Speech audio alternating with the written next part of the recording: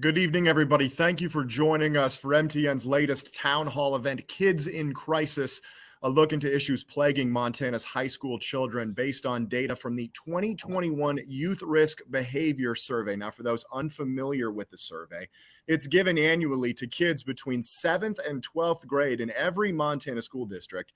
We've been focusing specifically on high schoolers in a series of reports we've done on topics ranging from depression to sexual violence to weapons in schools. Now, we're going to show you those stories in just a moment and then dive deeper into the issues with our panel of experts who I want to introduce now. First, we welcome Dr. Renee Schoening, the Executive Director of the Montana School Counselors Association. You'll see Dr. Schoening in several of our stories. She was also a longtime counselor in Deer Lodge and ran a private practice as well. Hello, Dr. Schoening. Hello, thank you for having me. Next, we're going to bring in Heather Zalewski, the Chief Medical Officer of Psychiatry at the Shodair Children's Hospital in Helena. One of her main passions is to reduce youth suicide in Montana, and to that end has been one of the organizers of the Montana Conference on Suicide Prevention since 2015. Thank you for being with us, Dr. Zalewski. I'm not Dr. Zalewski. Nope, as I look, we're going to say hi to Dr. Zalewski in a second. This is Marianne Dunwell, a four-term Montana House Representative for District 84 in Helena, who's now running for a state Senate seat. She sponsored HB 227 in the Montana legislative session in 2021, would have established grant money for mental health screening programs in Montana schools. The bill was tabled, but it was actually the fourth time she's introduced legislation related to the topic. Hello, Representative Dunwell. Hello, Casey. Thank you so much for the opportunity to speak about this crisis. Absolutely. And thank you both for now so much for being with us. Again, Dr. Zalewski hopefully will be right back. We had her moments ago, so I'm sure she'll be able to sign back on with us. Let's start tonight focusing on an all-time survey high, with 41.4% of high school students saying they feel depressed, and more than 1 in 5 saying they have seriously contemplated suicide in the past 12 months. Let's take a look. This is the Montana Youth Risk Behavior Survey. It's a 98-question survey taken by 7th through 12th graders all across the state anonymously. It's basically a way to measure how safe kids feel across a variety of issues. And the 2021 data is telling us that there is a massive call for help. The numbers were really scary to me. I thought that they were higher than I anticipated. And Renee Schoening is no stranger to the survey. Prior to becoming the Montana School Counselors Association Executive Director last June, she was a K-8 counselor in Deer Lodge for 16 years. I think that early intervention is key, and that's where we can make the most impact. 2021 is the first in the survey's 30-year history to be conducted in a pandemic, and the numbers show just how traumatic of an event COVID has been. 41.4% of high school students reported feeling depressed almost every day for at least 2 straight weeks. That's an all-time high, especially for women who self-reported at 52.6%. It's not surprising to me because of what we've been through the last 2 years. I think that kids need connection, and there's been so much less connection. From what I've experienced this year, I have 100% experienced an increase in, student mental health concerns. Jessica Buboltz is the MSCA board chair and a current counselor at Missoula Hellgate High School. Both she and Schoening are in Billings this week for the group's annual conference, which is focused on counselor burnout.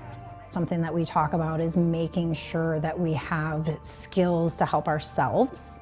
One of the heaviest issues Buboltz and her colleagues deal with are student suicidal thoughts. 21.7%, more than 1 in every 5 students, said they seriously considered suicide in the past 12 months. 18% actually made a plan, and over 10% attempted suicide 1 or more times. How does it affect you? It's hard. Working really with any person who is in a place where they're thinking about taking their lives, that's difficult. Suicide is definitely the hardest thing to have come across your desk. You just said it right there, Dr. Schoening. You ended that piece, and we're going to start with you in a second. But I believe we have our two other guests with us as we bring in Dr. Zalewski there from the Shodair Children's Hospital in Helena. Thank you very much for joining us, Dr. Zalewski. Hi, good evening. Thank you for having me. And joining us is now Dr. Eric Arzubi, the co-founder of Frontier Psychiatry here in Montana. Dr. Arzubi also served as Billing Clinic's chair of psychiatry from 2014 to 2019 and is also on the board of directors of Prevent Child Abuse Montana. Hello, Dr. Arzubi. Hi, good evening. Thanks for having me. Thank you for being with us. Let's go right back to you, Dr. Schoening. We're talking about the idea of a student coming to you and coming across your desk with suicidal thoughts. You've had that personal experience as a longtime counselor. Can you share that with us? I have. It's devastating. I think the one thing about being a school counselor is that we're very accessible to students. We're right there in the building, and we can intervene in the moment when they may have something that triggers something that triggers a need for them to be able to talk to someone right then and there. And so I think that's why school counseling has been my passion for so many years. I was in private practice prior to becoming a school counselor, but as a school counselor, I have access to kids and they have access to me where they wouldn't if I were in private practice. So I really value being right there at the school, knowing that kids have access. Dr. Arzubi, Dr. Zalewski, neither of you are at the schools, but you deal a lot with child and adolescent psychiatry. Can you weigh in on any personal experiences here with children and suicidal thoughts? Sure, I can jump in. Please go ahead. Yeah, so I'm the medical director at Shodair Children's Hospital in Helena, and we've definitely seen an increase in children presenting with suicidal ideation over the past year. To give an example, right now, the wait list for kids to come into our acute unit, those are kids that are currently in crisis, is 31 kids. So that's 31 kids across Montana that most of whom are presenting with suicidal ideation, suicide attempts, and are waiting to come into an appropriate psychiatric bed and are being held in emergency rooms or on pediatric floors. So I think that just speaks to the severity of the crisis that we're in. How much bigger is that number than what you've seen previously? It's significantly longer of a wait list than we typically experience. Dr. Arzubi? Sure. So I'm a big believer in school-based mental health. In fact, one of the things I did before coming to Montana, and then actually upon arriving in Billings, is help to try to set up school-based health centers, because unfortunately, schools and school systems are being relied upon to be many things to our children, and that includes not only being educators, but also in some cases being social supports and mental health supports. And so it's really a tough spot that school systems are in. And so it's the job of folks like me and Dr. Zalewski to kind of be as supportive in the community setting as possible, so we can really collaborate and support one another. But big picture is it feels like every year that goes by, it's getting worse, and there's always a reason, right? If it's not the pandemic, it's something else. But it's almost like we're beyond a crisis now. Now we have a chronic systemic problem that needs really more attention. Representative Dunwell, I'll get to you in a moment, but you just saw on the bottom of our screen there, I do want to encourage anyone watching on our Facebook platforms, if you have a question for any of our experts here, please type it in the comments. We have behind the scenes readers here trying to weigh through all of them, and we'll get to as many as we can tonight. Back to you, Representative Dunwell. You have a more personal experience with this as a parent. Is that true?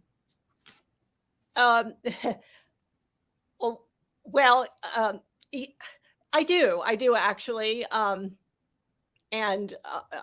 Things are fine now, thank goodness. But as a parent, this was years ago. And my child was in middle school and then high school. And I'll tell you what, I want to put a plug in for Helena's Project for Alternative Learning. It saved him. So actually that's what made me prioritize youth mental health issues when I was elected to the legislature. It's one of the reasons I ran for the legislature, because I saw some of the needs and some of the gaps that need still really today need to be filled in our mental health system, both for youth and adults, from the continuum, community-based through the state mental health hospital. We could do a whole program on that, but Right. but I do, and as a parent, you need to be an advocate. The public school system is there to help, was there to help me, and I give a huge shout out to Shodare, was there to help me as well, and I'll never forget that. I'll always remember how helpful Shodare was. Another lifesaver. So yeah, I don't know how much more you want me to say, but Well, thank you for sharing your experience. We greatly appreciate it. Obviously, it's a conversation that is so difficult to have, and it's one that so many people are unable of having. And I think that leads to a lot of problems that we see today. The fact that many people are just not comfortable speaking about it. yeah, and I do try to speak out as often as I can about this, because what we need to do is we need to tackle the stigma. We've come a long way destigmatizing mental health and behavioral health. There's still that stigma there. I think that's a big part of why my bill 227 for youth mental health screening in schools, I think, big part of why it failed. Earlier this year in eastern Montana, authorities found a 26-year-old woman from Sydney, Caitlin Berry, dead after being reported missing for 3 weeks. Now, the official cause of death was hypothermia. She didn't have a coat on. It was left inside of her house. Her family says she was struggling at the time with diagnosed mental health issues. Now, we don't know the specific details of that night, but what does a story like Caitlin's make any of you think of? Someone who was struggling like that and maybe didn't have the resources that could have helped her.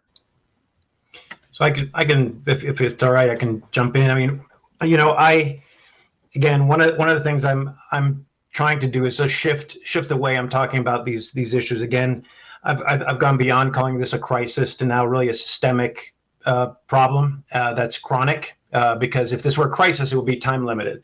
The other thing is, I don't know if it's stigma. I actually would almost offer this part perhaps being discrimination, and really trying to use stronger terms around this. What about, Dr. Zalewski mentioned there are 31 children waiting for access to acute psychiatric beds. Imagine if we were saying that we have 31 heart patients who've had heart attacks, 31 patients waiting for a bed, and they're being sort of stored somewhere, warehoused somewhere while we're waiting to get care. So I would almost offer stronger language and say, really, we're talking about discrimination against folks with mental illness, rather than just sort of simple stigma. Stigma doesn't help us move the conversation forward, I think. Obviously, the COVID-19 pandemic, you said, has played a role in this number being an all-time high. From what all of you are seeing now, do you expect things to get better as the pandemic restrictions lessen at all? I think we've only seen the tip of the iceberg of what the enduring consequences are going to be of the pandemic. I think the isolation, things always are on a bit of a delay. I think especially with kids, when they have things impact them when they're young, you see delayed consequences in their development, in their ability to learn, and all of that. So I don't think it's going to get immediately better. I think we're going to have long-term consequences from this. I want to bring up a comment made here by Kelly McMurphy. She says, children getting bullied in school is a big problem. If we could get the bullying to stop, maybe children wouldn't think about suicide. She brings up an interesting point of not just in person, but also cyberbullying, which is becoming such a large issue as people move more and more toward online communication. How much of a role does that play? It's one of the social determinants of this.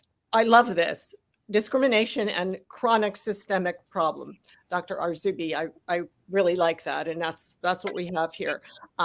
So I think what we need to do is look at it as not getting better unless we really devote some financial and resources and stop the discrimination and move forward with addressing the problem, because mental health care is health care. And Dr. Arzubi is right. If we had 30 patients in line in the hallways waiting for care, there would be, I think, more of an outcry.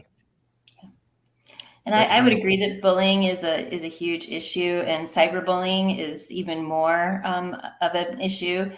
We know that oftentimes when children attempt suicide, the trigger for that is a relationship crisis. So whether that's being bullied in person or cyberbullying, definitely that sort of thing can precipitate an immediate suicidal act.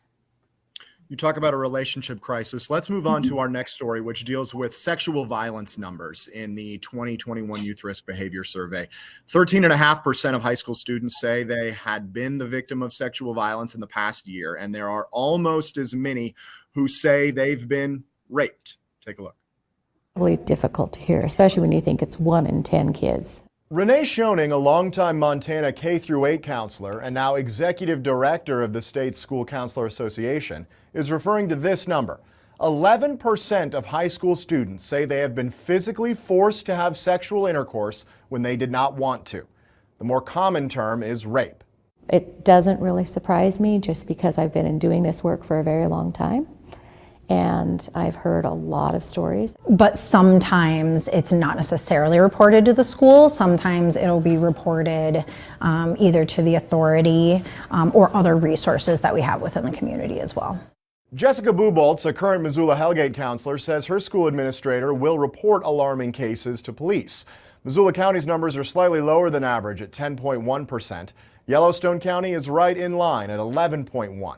According to Billings police stats, there were 37 offenses for sexual abuse of children in 2021 and 15 offenses of statutory rape. As a community, as Montana, I think it's something that we need to work towards. All schools across the board. The numbers are worse in the state's more rural districts. Golden Valley is one of 2 at over 20%. Muscle Shell is at 16.2%, and Bighorn County is the 3rd highest in Montana at 17.5%, almost 1 in 5 kids. And it's the schools that are in those isolated locations that need it more than anybody, because many school counselors who are working in rural districts report that they're the only one with any mental health training for 100 miles. It's why Schoening has dedicated her life particularly to this issue. When they know that that's not normal, and you give them the tools and tell them what they need to do if they experience something like that, then they can go get the help that they need. We have to do something for our kids. We have to. It's not an option anymore. So we'll begin with you. You told me that after suicide, having a child come to you saying they've been the victim of sexual violence is the next hardest thing to hear about. Absolutely. It's so difficult to know that they've been offended in that way. And, in a way, it's hard to hear, but in a way, I celebrate the fact that they would tell me, because then we can do something about it. So one of the things that strikes me about the story that you just played was, I think there are so many unreported cases of child abuse, sexual abuse, or other abuse.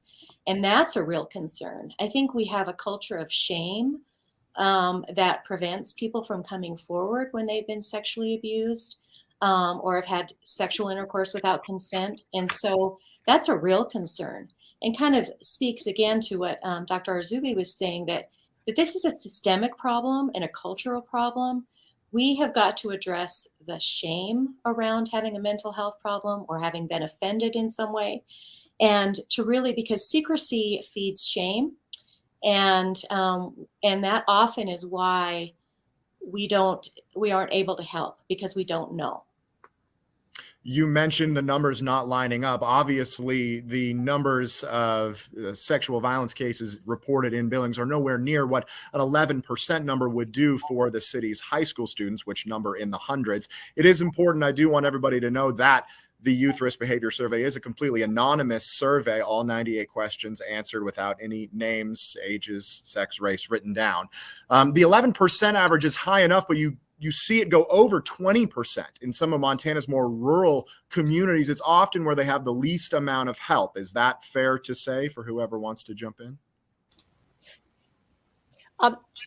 Casey, may I jump in, please? You sure may.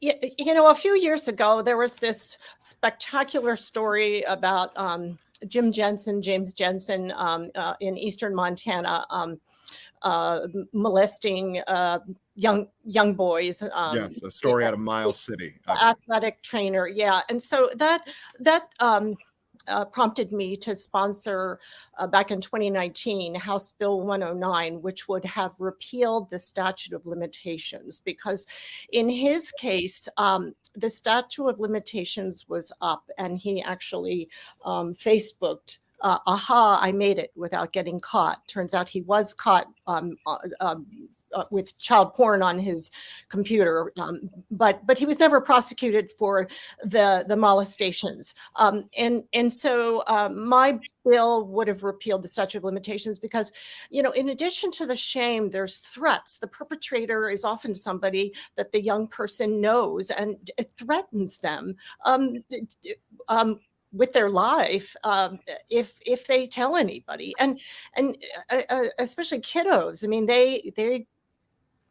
they're scared in this, and oftentimes they block and a psychologist can tell you more. Dr. Schoenberg, can you tell?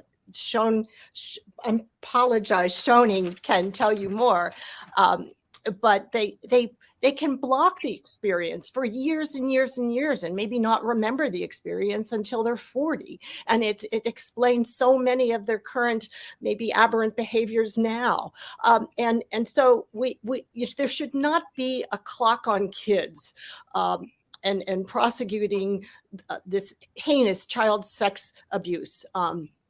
So, you know, when I remember one of the folks who testified for my bill was retired Montana Supreme Court Justice Jim Nelson. And what he said was, there are literally thousands of cases in Montana that go unprosecuted, unreported and unprosecuted.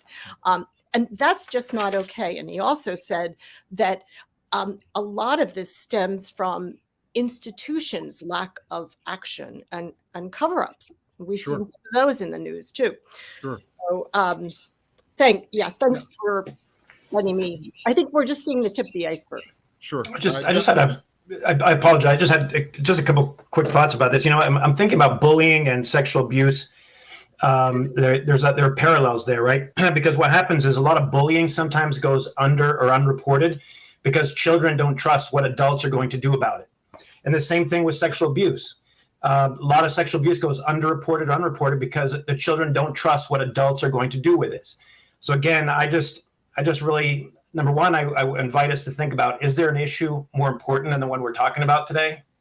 Is there? And then the other one is, I really would invite us adults, all of us, to look in the mirror and really hold ourselves accountable to what can we do in our institutions and also culturally to make children feel safer, because children aren't feeling safe. And this is why bullying and sexual abuse are having the impact they're having on our kids. Well, Dr. Arzubi, you're on the board of directors for Prevent Child Abuse Montana. How big of an issue is sexual violence in your conversations and your experiences with that group? It's enormous. It's enormous. And again, like we keep hearing over and over again, right? Tip of the iceberg. It's underreported. Numbers are much bigger than we anticipate and than we expect.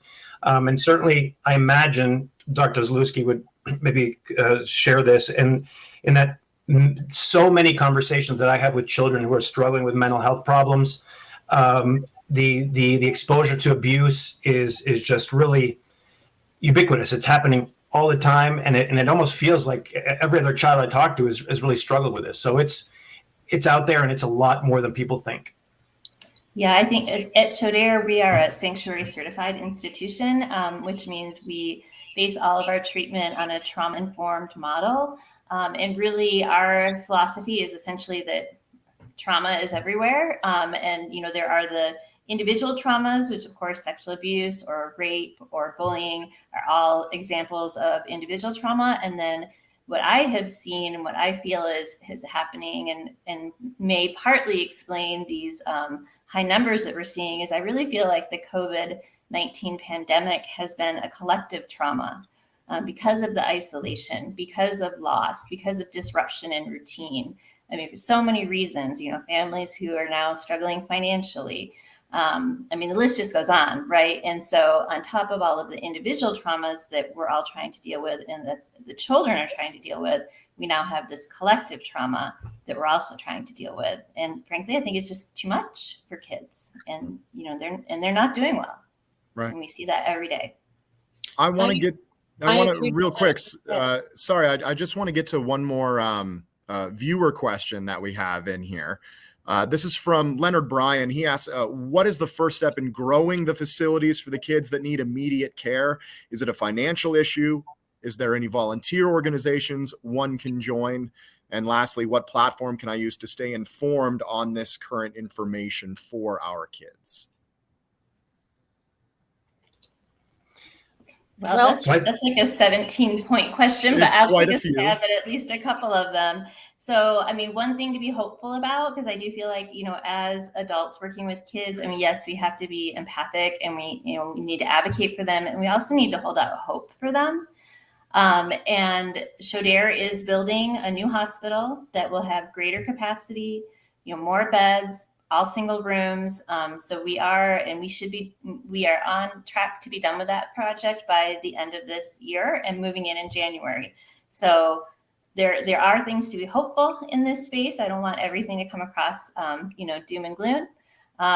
We do need money to build the new hospital. So sure, that would be lovely. I know our foundation director would not be happy with me if I didn't put that plug in.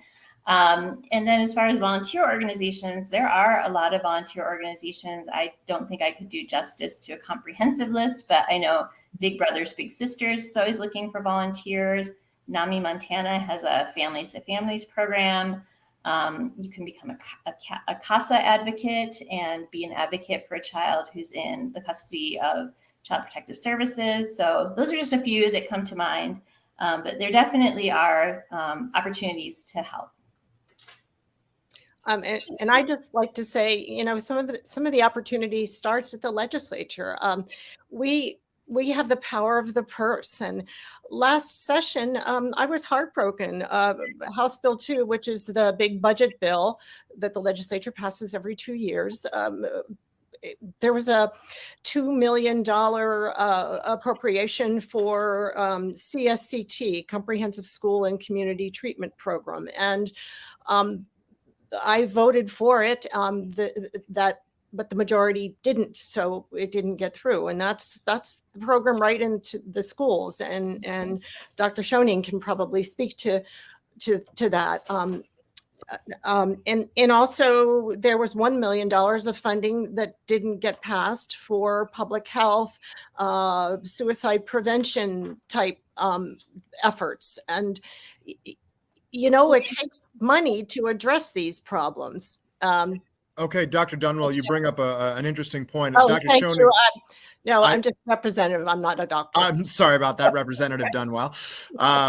Dr. Schoening, you've said one of your legislative goals for next year is to reduce kids per counselor ratio. Right now, just one counselor is required for every 400 kids. Is that correct? Exactly. And Heather said something really, really key, which is that trauma is everywhere. And I believe that every school should be a trauma-informed school.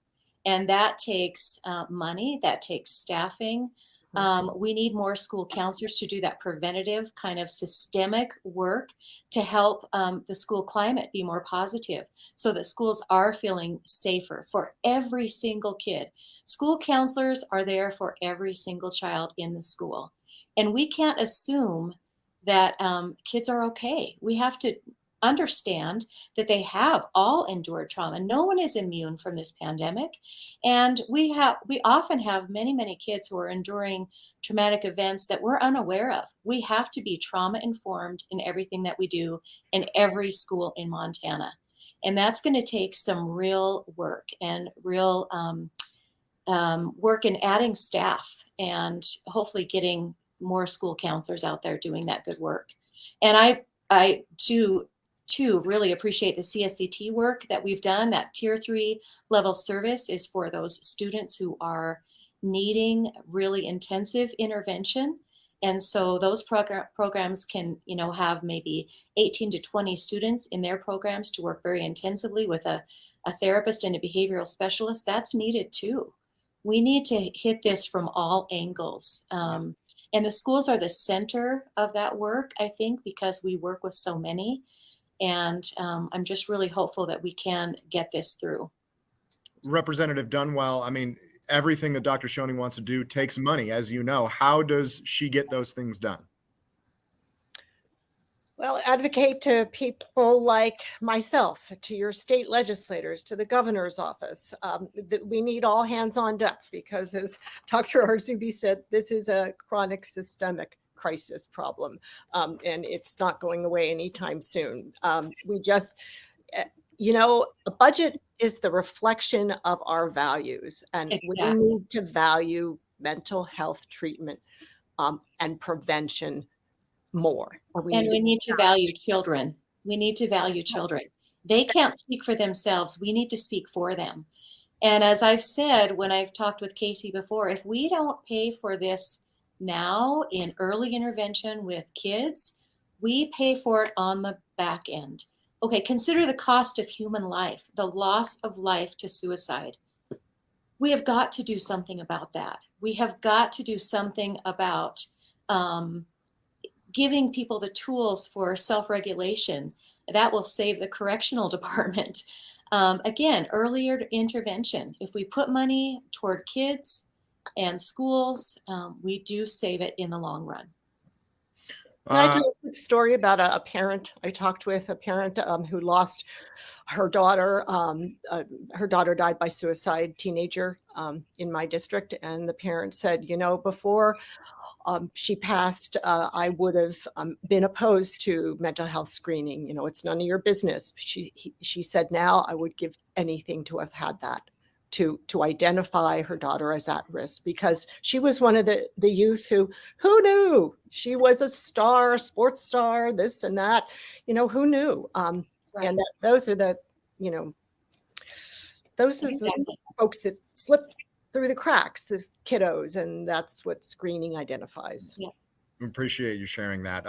Let's move on to our final topic here, weapons in Montana schools. We released these numbers last month after a third Billings teenager was killed by a shooting in a 90-day span. Take a look. Saturday night shooting happened here on the 500 block of South 33rd Street. It's the third teen shooting death in the last 3 months in Billings. Police say it's because children have more access to guns now than ever before. And the 2021 Youth Risk Behavior Survey numbers prove that. What we see is a number of firearms in the residence that are easily accessed or loaded. In the anonymous survey, which is used to determine the top causes of social problems among youth, 9% of Montana high school students say they've carried a gun one or more times in the last 12 months, not counting for hunting or shooting sports. That's 1 in every 11 kids. Billings Police Chief Rich St. John says BPD's forthcoming 2021 annual report shows a similar trend. The number of incidents that involve firearms was staggering. Not every firearm incident resulted in an injury, but there was a significant number of all age groups that were shooting. 15-year-old Cohen Parker, a sophomore at senior high, was killed in the early morning hours of January 16th on SD2 property near Castle Rock Middle School. No arrests have been made in the case, but it points to another survey stat. 9% of students say they had carried a weapon, such as a gun, knife, or club, on school property at least once in the past 30 days. Saturday's incident is not being treated as suspicious, but police are continuing an investigation to determine if any charges will be brought. A loaded firearm got in the hands of a teenager, and we have a fatality, and it could have been avoided. St. John says it's a sad story that's becoming all too common. Make sure that the guns are secured, unattainable, and that they're not loaded. There's plenty of tools that make firearms safe, and it has nothing to do with gun control. It's all about securing firearms so the family members are safe and people don't get into it that aren't supposed to. Now, those tips are directed at adults. Gun safety, clearly an issue in a state that has a strong gun culture. Dr. Zaluski, I want to ask you a question here. You've organized the Montana Conference for Suicide Prevention since 2015. What role does gun safety and gun availability play in your discussions? Gun safety and gun availability is a huge topic. We know that teenagers, as I've already said, are often triggered by relationship crises when they become suicidal. Excuse me. And they're very impulsive, right? Their frontal lobes haven't developed. They are prone to doing very impulsive things. So you put that with a loaded firearm, and that is most often the cause of suicide death.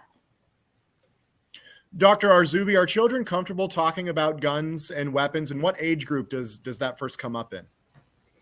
Sure. I think it depends. A lot of what we're talking about depends on sort of, home life and how comfortably things are discussed at home. So I wouldn't be comfortable sort of generalizing, because I think it varies from family to family and culture to culture. But, what I can certainly tell you about Montana as a state, the gun culture is more robust than in many other states.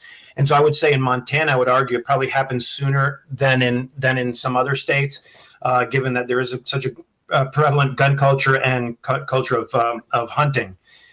So again, I think a lot of it goes back to, like you mentioned, the adults. How are the adults handling this at home, in schools, and being proactive about educating and making it a comfortable topic of conversation, and really being really safe with our recommendations. Representative Dunwell, school shootings have become an all too common occurrence across the nation. Have you had conversations at the legislative level about this issue? Oh, have we? Yes. And sadly, Casey, I mean, it turns out to be a fight about the Second Amendment. And that's so far from what it really is. I mean, Montana has a heritage of outdoor hunting, and many families hunt to put food on the table for a year. My late husband's family, his uncle always got his elk, and Aunt Kate had her freezer filled for the year. It's a culture, and outdoor sporting events are part of the culture. The thing we need to look at is how we store those guns. And most gun owners are extremely responsible. They know the dangers of firearms and store them properly and locked up. And what I propose to do, and I've carried legislation to encourage and fund proper gun storage of firearms in homes, because it's just not okay to leave a firearm on a coffee table where there's a toddler walking around. And that those are the minority occurrences. Of course, when something goes awry and there's a fatality, that one case is a life, and it becomes a headline. And we're seeing that all over the country. And you just showed an example of in Montana, a young man brought a gun to school. So the conversation goes on. The bills typically never get out of committee. I think what we need to do is emphasize that this is not taking away guns or destroying our gun culture or our hunting culture. It is responsible gun ownership for the individual and the community, for public health. It's a public health issue. We have a question coming in from Natalie Smith Crawford. She says, how about we teach gun safety in school? Dr. Schoening, you've been in schools for many, many years. Your thoughts? I do teach gun safety in schools. It's part of the child protection unit that I have taught. And hopefully there are other schools that do that. I can't speak to that. But again, we teach safety of all kinds in schools, and feel like it's an important part of what we do for students. So Do you believe it should be something that's mandated at a statewide level? It's not a bad idea. I mean, it's hard when you start talking mandates, because we are a local control state, but I do believe it's important to prioritize safety of all kinds. So, and I would like to think that families would take part of that responsibility as well. I think it's really important that families care enough about their kids to do what they need to do at home as well. If we start putting everything on schools, I like to encourage parents to have more ownership over those things. That's the time we have tonight. I want to give each of you a chance to wrap up anything if you feel like there's something to be said that you didn't get a chance to. Dr. Schoening, I'll start with you. I would just like to say that I am just so proud to represent the hundreds of school counselors in the state of Montana. I am just one of hundreds. And the work that they do every day is so valuable. I just want to give a shout out to them. It's a tough time to be a school counselor. They are in the trenches. And one thing that we talk a lot about are the suicide rates, completed suicides in our state. But what we don't often hear about are the ones that were prevented by a school counselor. And that happens very often, more often than we'd like to think. And so I just want to give a shout out to the hardworking school counselors in this state. Thank you very much. Dr. Zalewski? Yes, I just wanted to thank you for having me and for hosting this very important segment and for all of the reporting that you've done on this. I think this survey only confirms what we, the clinicians working with kids, already suspected, which is that kids are really not doing okay. And I really feel like the more focus we can put on that, the more attention we can put on it, the more hopeful I am that we'll be able to come up with some really positive solutions. Thank you for being with us. Dr. Arzubi? Sure. So a couple quick things. One is, I think certainly teaching gun safety in school and other settings is important, but I would also invite us to, again, let's think about doing things differently than we have in the past, because what we've been doing isn't working.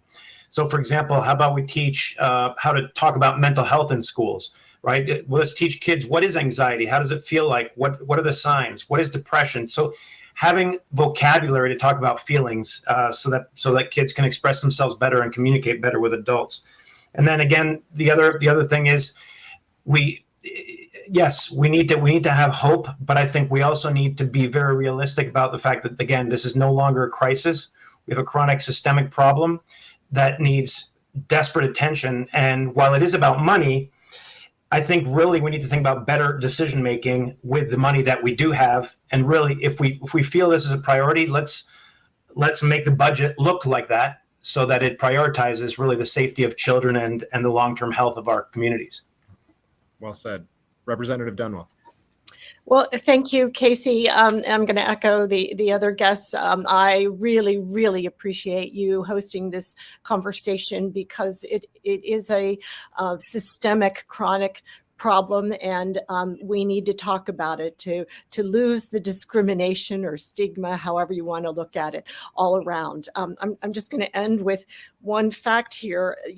Early intervention is the key, and NAMI Montana released this fact that when you have high school interventions like Youth Aware of Mental Illness and a number of other evidence-based programs, mental health screening is just one of them. But when you have those implemented in high schools, this was a high school study, you reduce suicide by 36%. And that is huge, because even one life is priceless. So let's invest, let's get all hands on deck and address this systemic problem. Thank you. Well, thank you very much. Thank you all for being with us tonight. Your expertise is invaluable in these crucial conversations. The 2022 Montana Youth Risk Behavior Survey is expected to be released in the fall, so we'll revisit these numbers to see what's changed, and we'll see what the 2023 Montana legislature has in store for our state schools. If you want to watch this conversation again or pass it on to anyone else, we will archive this on both our MTN Facebook pages and our MTN streaming apps. It'll be immediately available on Facebook and hopefully later tonight on streaming. Thank you for watching, and have a good night, everybody.